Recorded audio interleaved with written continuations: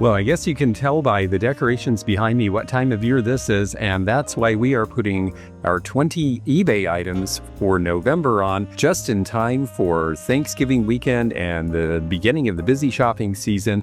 We tried to pick things that are cool items you could give as gifts to other people or have for yourself for your own collection. So let's take a look at what we've got. First up, in keeping with the theme, the fairy lamp. And yes, this is a Fenton Santa Claus fairy lamp. And he is jolly and he is bright. They made these in the 1990s. You see a lot that are not painted, but this one has the full paint out, which is nice. And it's got the traditional red top. They did some odd variations of these in other colors. You see the Fenton mark on the bottom there. This is during a period of time when Fenton is really doing a lot of hand-painted ware, and that's what kept them in business a lot longer than a lot of the other West Virginia glassmaking companies, because the offshore competition could not spend the money to have the kind of decorators that Fenton had. And that's why a lot of people are collecting by the decorators. This particular one is S. Hart. I believe that's Stacy Hart. Most of the decorators for Fenton were women. There were a couple of men, and the men who worked for them actually are some of the most sought after. There's about 10 decorators for Fenton out of the hundreds some that they have that are getting a premium on the market right now. And you can find out more about that in a video that was done by Heidi at Rosie's Auction House on YouTube. And she talks all about what the hot Fenton designers right now are. It's just so cute. I love the color of the face. He's rosy, he's happy. And fairy lamps, you know, when they started being really popular about 5 years ago, I thought, well, this will be fun to see. They have remained really popular. I just got a big collection. I'm going to be selling some more in a live sale over Thanksgiving weekend. But this one just had to go on for all of you to enjoy. And we're starting it right now at $49. These usually sell between $100 and $125. I do have a buy it now in that price range. I'm doing a lot of buy it nows on these because I know a lot of people are shopping for the holidays and they have deadlines. And this time around, we're only doing 7-day auctions, not 10, because I have some deadlines of my own I have to meet. So Santa Claus will be coming down the chimney of some Fenton collector very soon. It's traditional at Christmas to find trains under the tree, but this is a very special train. If you have a train collector in the family or somebody who lives somewhere where the Chicago Northwestern runs, this one was made by a company called Oriental Limited, and it is fully painted, but this is on brass. And brass train engines are very desirable to collectors. They typically are the most expensive for model railroaders. This is in HO scale. The train is an SD45, that's the name of this engine, and it is as realistic as can be. They do their best to try to make these look exactly like the trains you would see running down the track. This one is in its original box with all of its original packaging. It was never used. This came from a big train collection. I'm going to have a video coming out soon about taking the train antiquing, which you can do in some parts of the country, including where I am now, which is really fun. And I have model trains for sale, a large collection at all of my Northwest stores, including Snohomish Star Center, Lander Street Vintage in Seattle, and Tower Avenue Antiques in Centralia. So if you're into this sort of thing, and you're in that part of the country, I'm selling off something like 500 pieces. But this one is special enough to go online. These do sell for pretty good money typically. They were made in Korea in the 1980s. Korean brass becomes a thing that we see people buying in the 1980s and collecting now. We see a lot of it in vintage stores because brass is really popular again. And part of the reason that it was considered special for the railroads is it doesn't decay, it takes paint very well, but also it's heavy, and that means you had to have a very good quality engine motor inside this piece to run it around the track. So this is a substantial piece of good quality. We are going to start this at just $9.99, but our buy it now price is $250 because that's what these actually sell for, and that's on the low end of completed sales on eBay. So when you see old trains in the state, do take a look and see if you can tell if there are any brass engines There are certain companies, Oriental Limited, Overland, other companies like that were makers of brass engines, and those are big collectibles now. I personally always like the Chicago Northwestern because they are a line that continued in passenger trains well after Amtrak was established because they had all the commuter rail lines in Chicago, and that was a good business for them. This beautiful piece here has a very special story. This is RS Prussia. Now, you won't see a mark on the back because they typically didn't mark the pieces in this period of time. This is very early in the time they were exporting to the United States, right around 1900, and we weren't fully enforcing the law that they had to mark everything. And that's when these hidden face designs were so popular. This is a dresser tray. Now, you see the obviously painted woman in the corner with the greenish hair, but look down in the lower left and you see there's another woman with a big piled Art Nouveau era hairstyle. She is absolutely Edwardian. She looks like one of the Howard Chandler Christie or Gibson illustrations. They're just beautiful, and that's what makes these very special. People who collect RS Prussia still look for these pieces that sell at a premium in the RS Prussia world even today. They're wonderfully sculpted. It wasn't until the 1890s that we changed our tariff laws and made it possible for them to export these sorts of things to the United States, and they really caught on. RS porcelain is so fine. It seems very delicate because it's so fine, but porcelain is actually very strong. It is stronger than regular earthenware. Even though it weighs less and it's thinner, it is actually a very durable material, and this one was taken great care of. All the colors are good. There's no scraping. I just think she's really beautiful. This one is starting at $49. I expect it will sell for about double that. They typically do. It's just a wonderful piece, and I imagine someone will really enjoy getting this to put on their dresser. And of course, an Edwardian dresser tray needs Edwardian jewelry to put upon it, and this is a wonderful piece here. This is a Jasperware piece.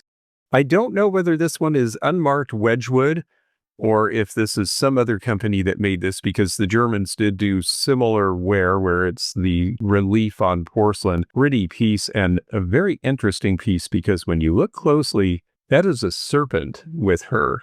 I'm not sure exactly what the symbology is. If someone out there knows, leave a comment, but I do think it is really attractive and really interesting. The chain in the surround are not sterling, because this was just done as costume jewelry in the day, but it's a wonderful piece on a 16-inch chain with about a 2-inch drop.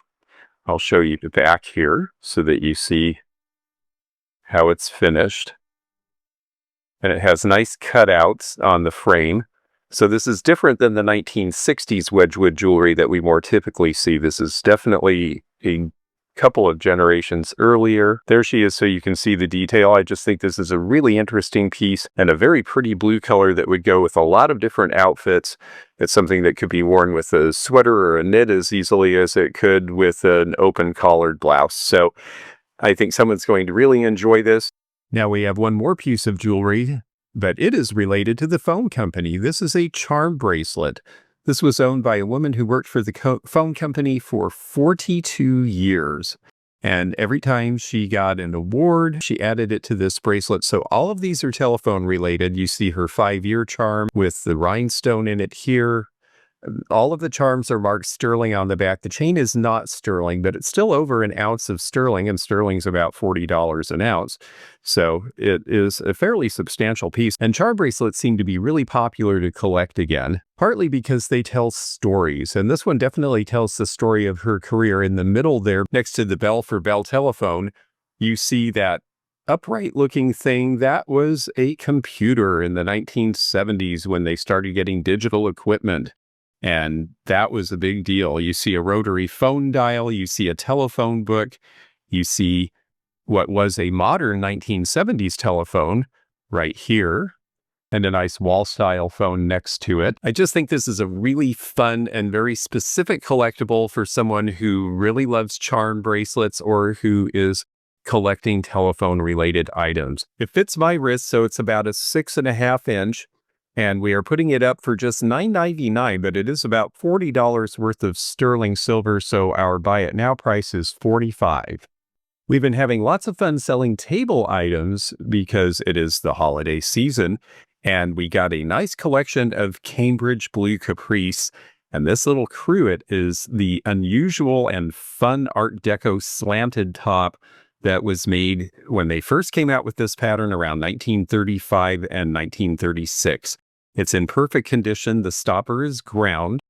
Cambridge was very good quality glass. They fire polished everything. So even though these were done in a mold, you won't see a seam because they would polish them out so that you did not see them. The stopper fits this perfectly. This cruet is the harder of the cruets to find. We see the one that sits straight up, but the little ball jug is not commonly found in this pattern. In the old days, these sold for almost $100 per cruet. And you can see why, because they're such a great Art Deco pattern. It has a shell-like quality to it. It's streamlined, modern. It is a wonderful color that they called moonlight blue. It's a wonderful azure blue color. And of course, they made hundreds of different pieces in this pattern, so you could decorate an entire table with it, or just enjoy a single piece for a little bit of extra sauce at the table. This is going out for $14.99. Our buy it now is $49 on this piece. I haven't seen one of this style sell for a while. And while we're on art glass, this is a really fun paperweight. It is sturdy and heavy and dates to about 1970, and it even has its original label, Decora Imports from New York, made in Italy. Well, it absolutely is made in Italy. It was made on the island of Murano. This is Murano glass. Fratelli Tosa, the way Millefiori is made, look at the flowers there. Millefiori means 1,000 flowers.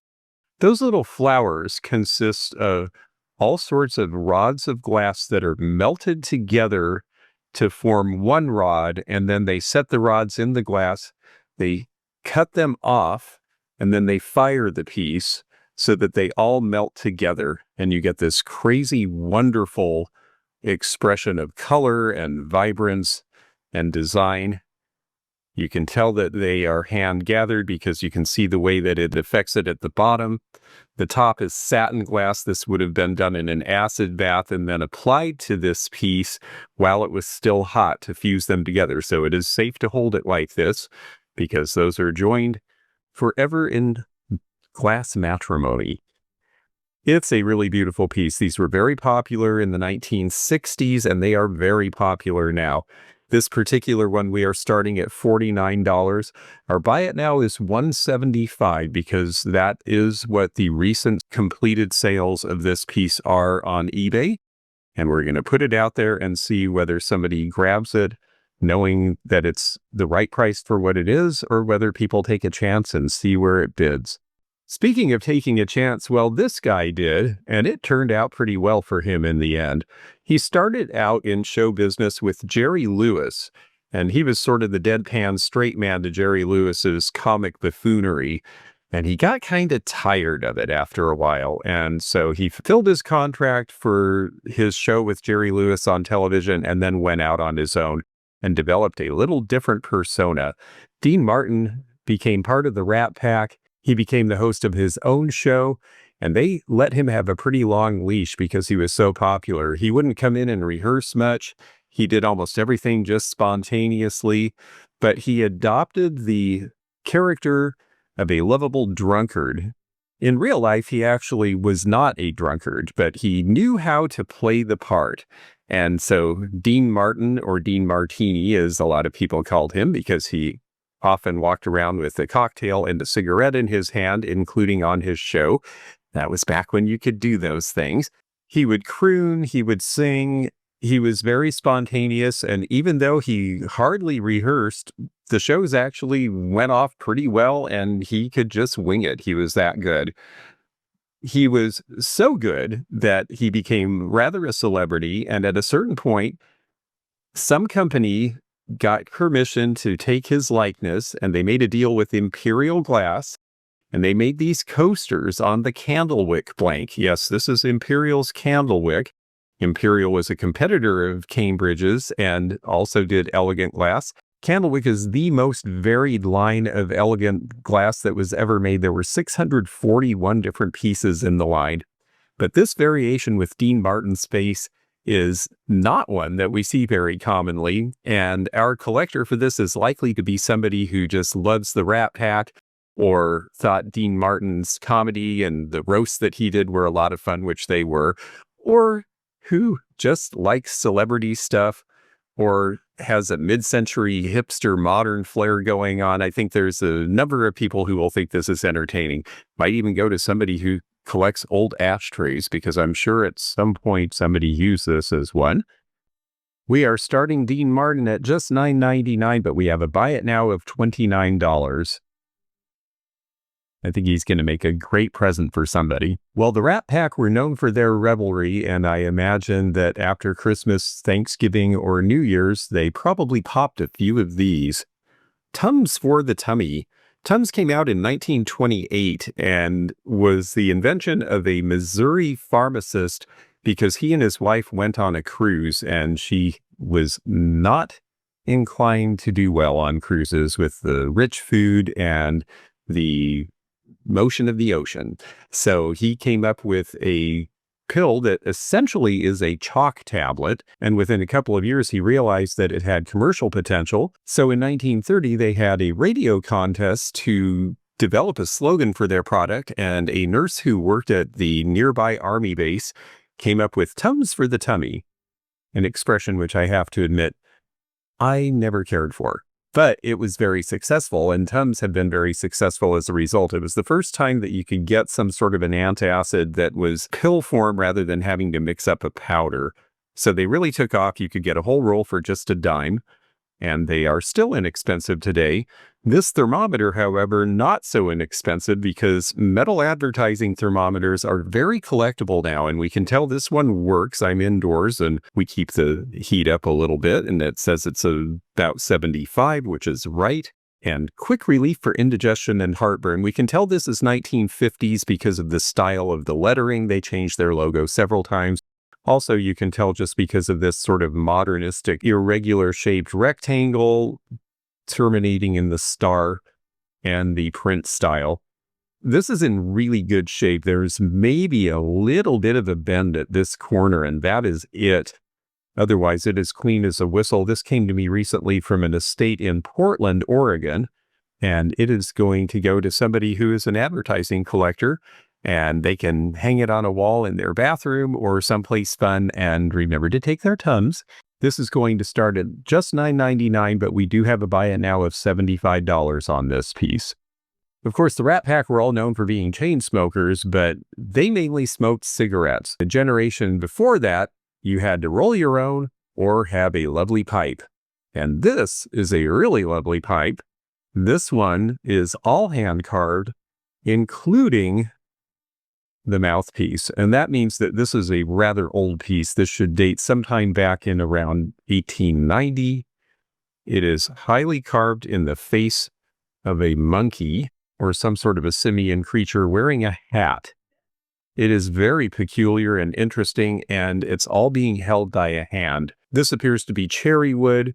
The likelihood is this was made in France or Germany. Most of them were at that time.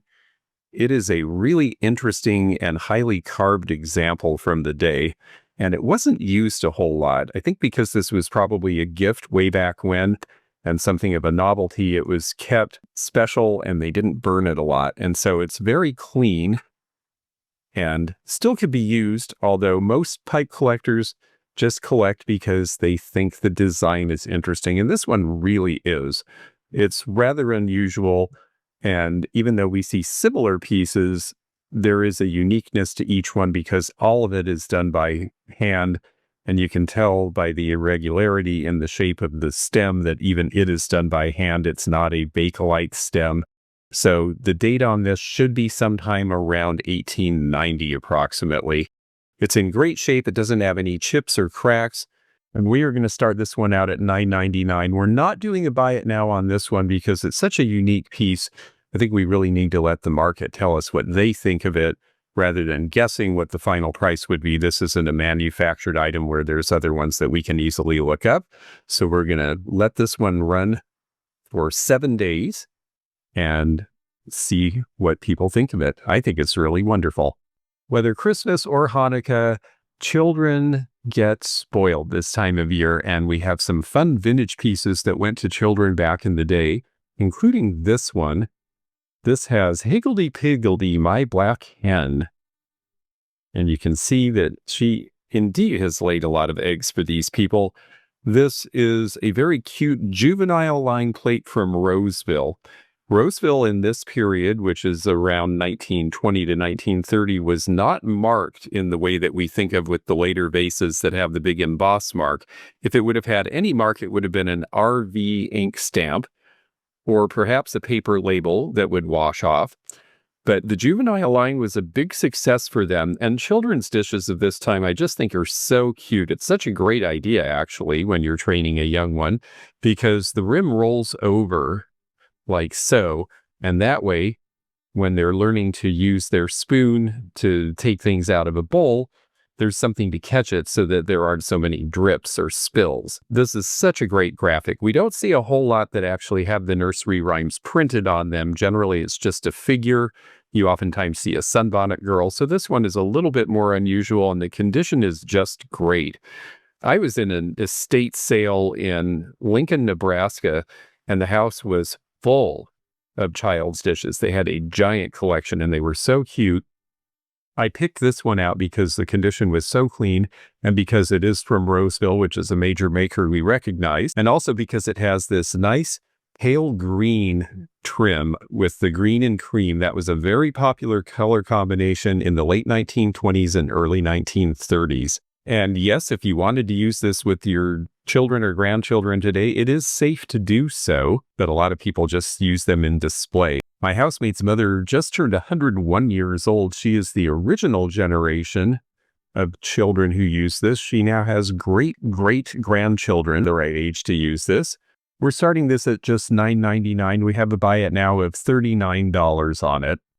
Now, this is something I got for Christmas one year when I got a slot car racetrack. This one is a Tyco from about 1970, and this is the Blue Max. It was such a big deal for kids to be able to get these slot cars. There were slot cars earlier, but the slot cars were big and heavy and had a track like a railroad, and they were cumbersome. And all of a sudden, the Aurora company came out with their race sets and these miniature motors around 1960. And pretty soon other companies like Tyco, who made this one, followed suit. This is the Blue Max. Blue Max was a popular car polish in the 1970s. And the Blue Max appears to be in really good condition. I do not have a track to test it. So what I do is I look to see, are there any things broken? Are the contact points all good? And it seems to me that the contact points are intact. Everything looks like it should work. So we are selling it as an untested piece. We're going to put this out at $9.99. I figure this one probably will sell for about $15 to $20. Do look for slot cars because they're very collectible. It was the piece that's the most likely to be missing or broken in a set. And there's a lot of people trying to put their old sets back together. And some slot cars can be rather valuable, especially the early miniatures like this from the 1950s and early 60s. When television first came along in the 1950s, puppet shows were very popular with children. And right about that time in England, shortly after the Second World War, a fellow named Pelham started the Pelham Puppets. And Pelham Puppets ended up being quite prolific and in business for many decades. Their factory in Marlborough burned down in 1961 and they had to rebuild. So the first generation stuff is harder to find. This one is in the original box with the original instructions that shows you how to control and do all this stuff.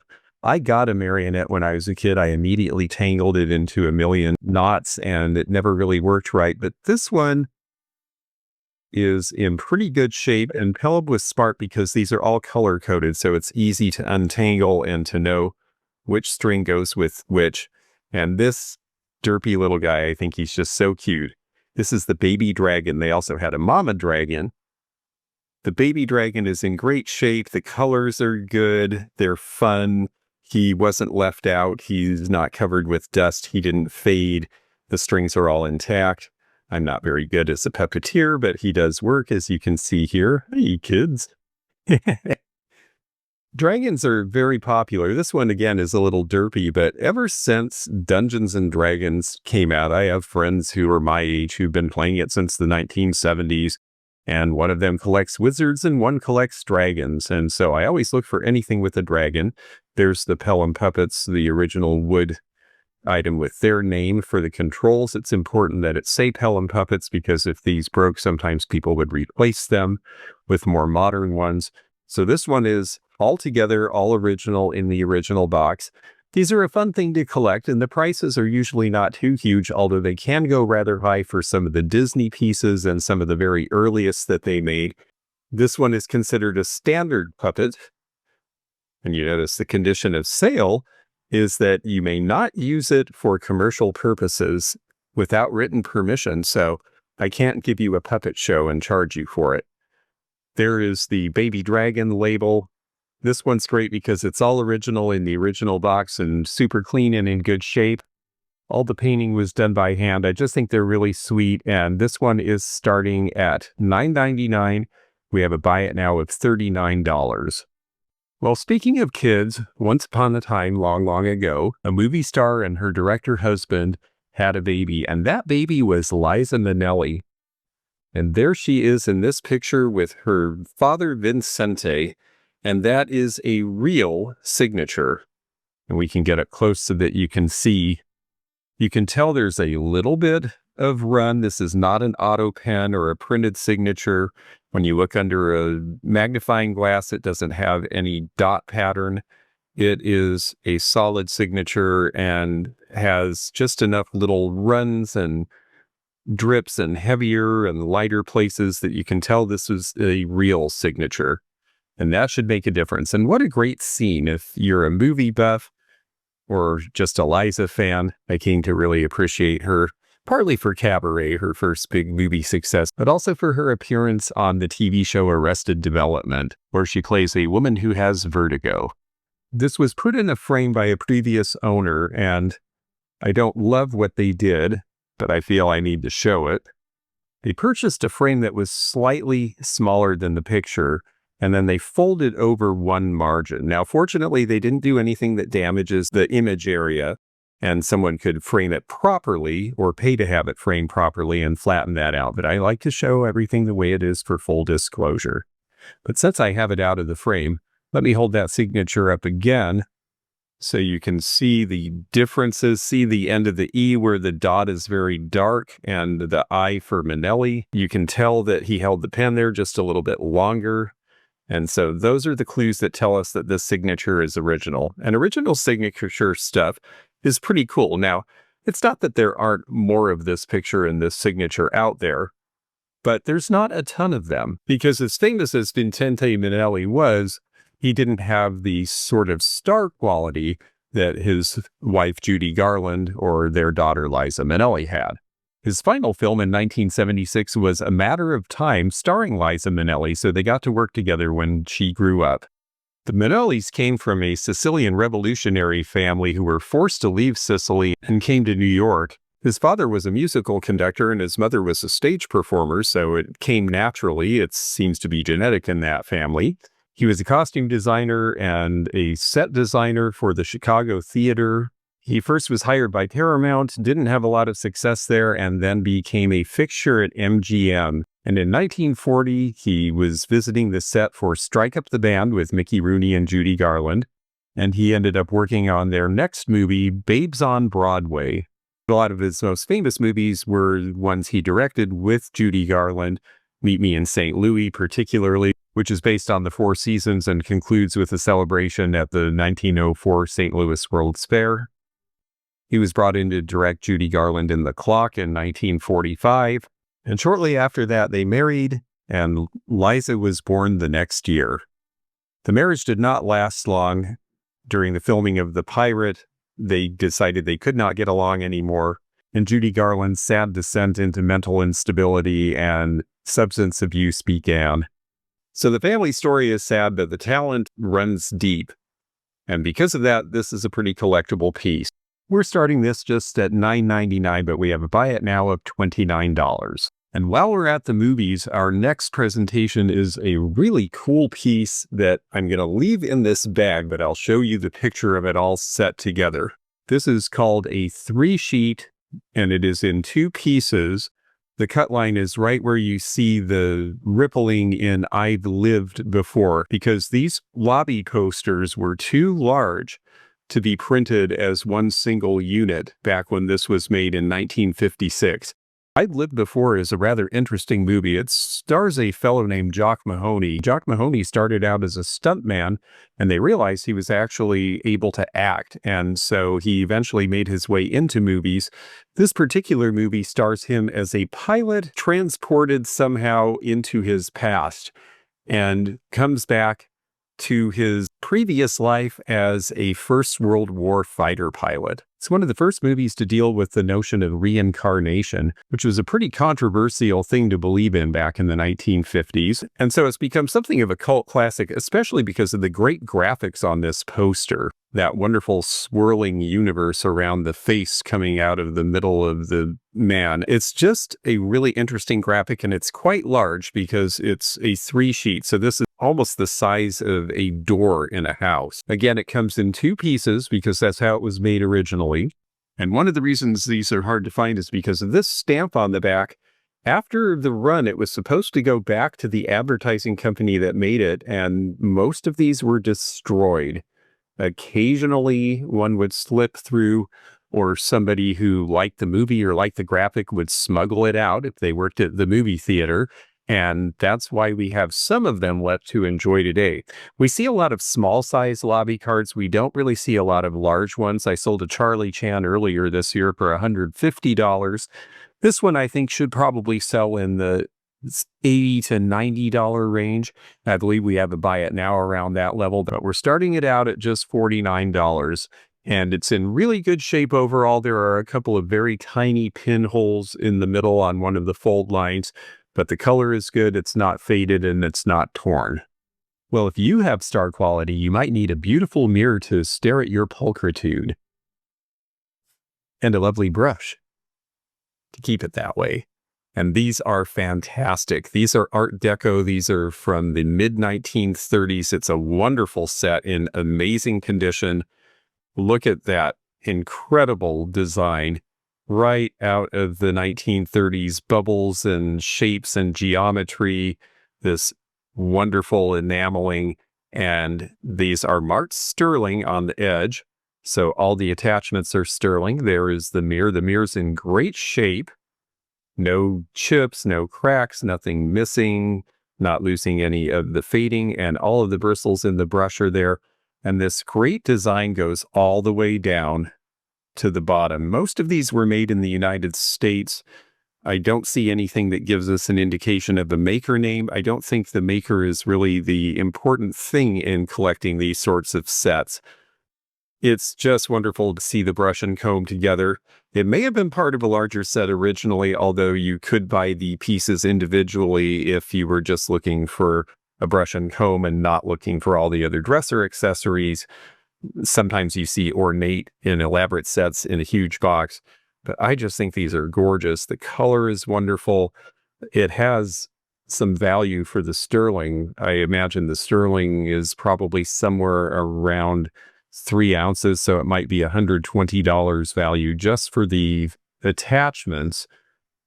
And then look at these beautiful pieces. So this is going to be a very special thing for a certain type of collector or somebody who just really fancies elegance in the boudoir, or as a really special gift for somebody. And it's amazing to me they're in such good condition given that these are 90 years old now. These are guilloche, the style of enameling with all of the round designs, even though it's a little different than what we usually think of with guilloche. It is definitely of that family, and just such a beautiful set. We have a buy it now of $225 on this set, and I honestly think that's a pretty decent deal considering how fine these are and the fact that there is a good chunk of sterling silver in these. I've always liked things like this. I don't often run into ones that are so beautiful that I'm tempted to start collecting, but these were really something I had to think about a moment before I decided to let them go. We've talked a bit about celebrities and glitz and glamour, and a lot of glitz and glamour went through this place. This is a book from about 1990 called Inside the Playboy Mansion. And on the back, it shows the Latin plaque on the door that says in Latin, "If you don't swing, don't ring." Because, well, the Playboy Mansion was a pretty swinging place. I got to go there once, and I have a picture somewhere of me in the grotto.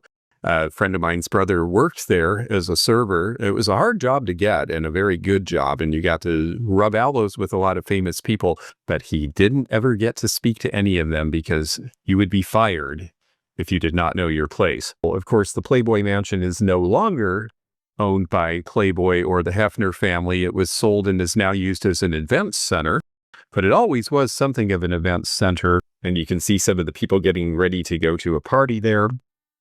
I have to cover up a few of the pictures, but there's the grotto. There is a picture of me in there. I was not with all of those people. I came on a day where there wasn't an event. We were allowed to come in on family day, but we were not allowed to go inside the mansion. We could go anywhere else on the grounds we liked.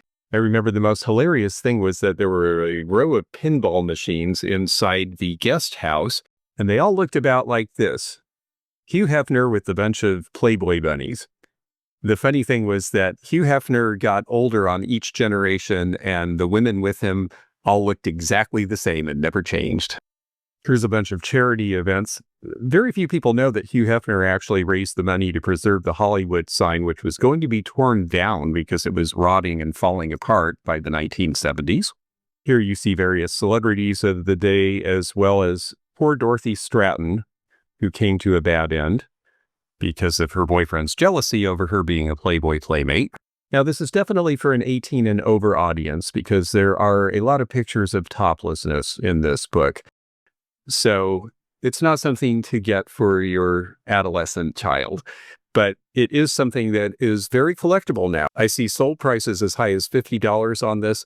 We're starting it at just $9.99, and our buy it now is $50 on that piece. They've been out of print for a while, and they are desirable, and you get a wonderful look at this fabulous Tudor mansion and all of the interesting goings on there. Well, not all of them. I'm sure some of those secrets stayed with the people who were there. Now, if fine jewelry is more your bag, well, this might be just the ticket. This is a 10-carat Black Hills gold ring in its original box with diamonds. And of course, Black Hills gold typically has rose gold, yellow gold, and a greenish tone. And you see a lot of grape leaves.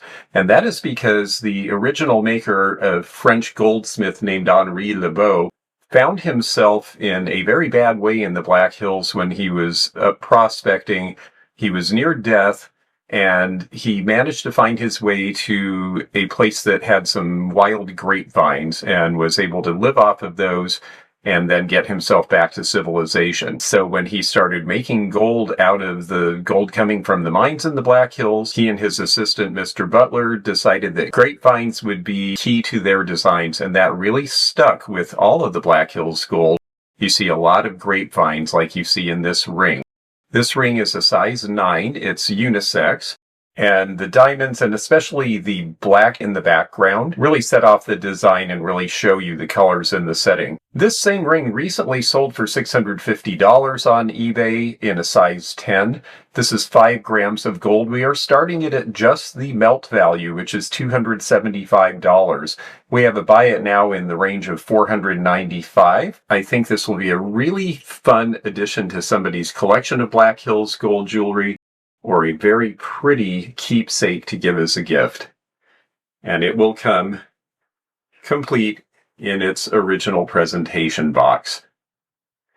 Black Hills Gold is interesting because it has a lot to do with Custer's last stand. Custer led the gold mining expeditions into the area. He had signed a treaty with the Native Americans in that area previously, saying that they were not going to exploit the resources of the area or move a lot of settlers in, and then the gold rush happened.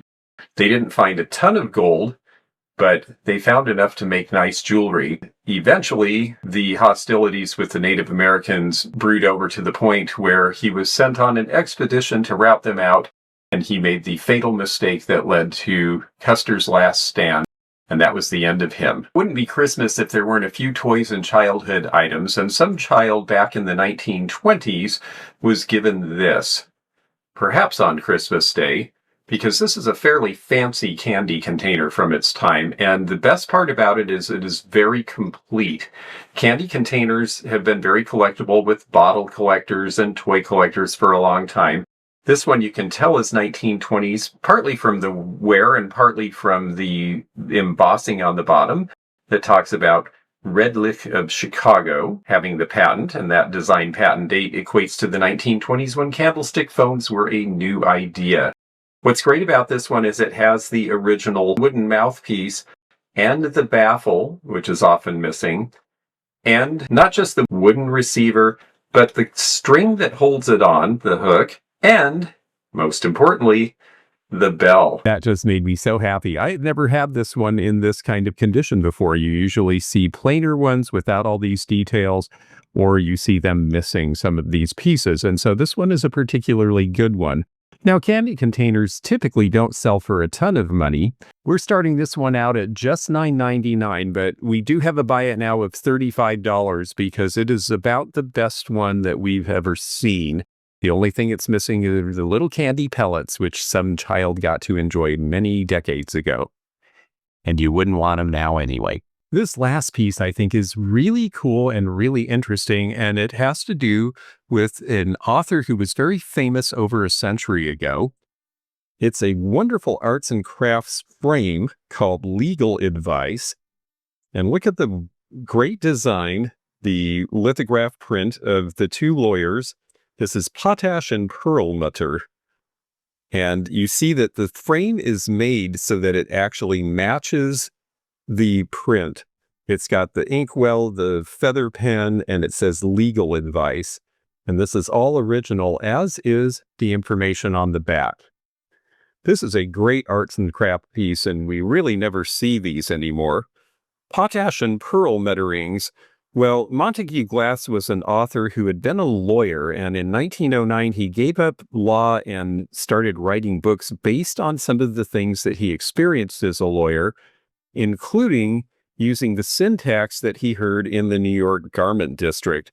Now, I do not do a good New York accent, so I'm not going to try, but the way this is all written on the back is straight from his book, and it talks about, it's an ill wind, Abe, that don't blow a lawyer any good. Some people is opticians, Maurus. They're always hoping for the best, understand me, and when they go to consult a lawyer, they think that he would advise them maybe not to sue. What a chance! A smart lawyer is never stuck for witnesses, Maurus. For a $10 bill, he could find a dozen fellers willing to swear that they seen Jonah in the belly of the whale, and that the plaintiff was there, and that Jonah said to the plaintiff that he would take the premises for a year.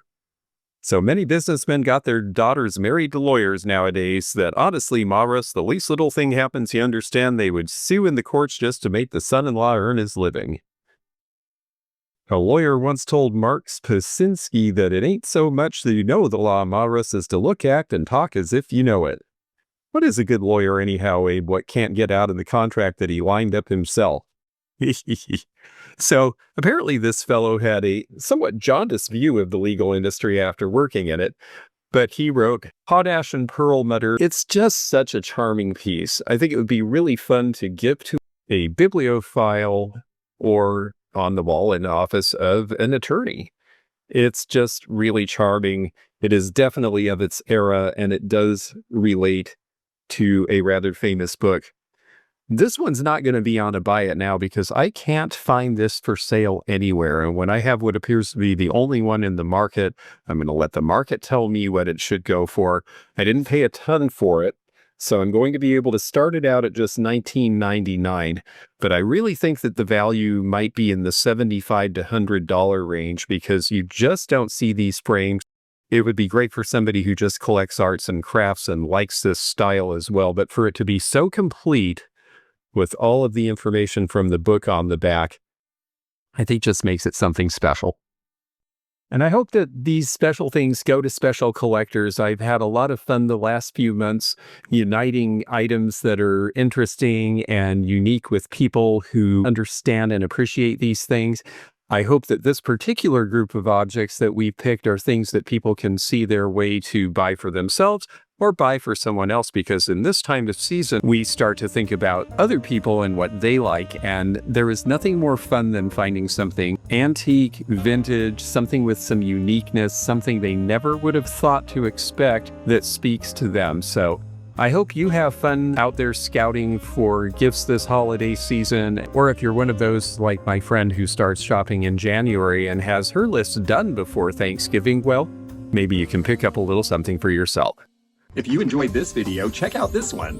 Also, click thumbs up to like this video and check the description for information about our Patreon, our memberships. We've got a lot of different levels with different perks and bonus videos and early content. Also, please do check out our website, theantiquenomad.com, for appraisal help. And we'll see you again for more adventures in the antique and vintage community soon. Bye for now.